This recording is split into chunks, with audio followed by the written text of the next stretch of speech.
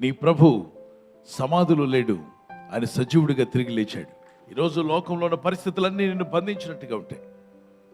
ఎటు వెళ్లకుండా మార్గం లేని పరిస్థితి నీకుంటే, నాకు సహాయం చేసేవారు లేరని నువ్వు ఏడుస్తూ ఉంటే, కలవరంతో భయంతో ఉన్నట్లయితే, కొన్ని పరిస్థితులు నిన్ను బంధించినట్టుగా ఉన్నట్లయితే, కొందరికి రోగ భయం కావచ్చు, మరణ భయం కావచ్చు, పరిస్థితుల భయం కావచ్చు, అలాగే శత్రువుల భయం కావచ్చు.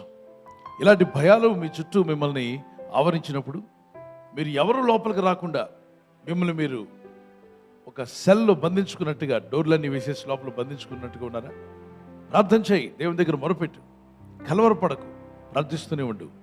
నీ ప్రభు సమాధిలో లేడు, ఆయన సజీవుడిగా తిరిగి లేచాడు.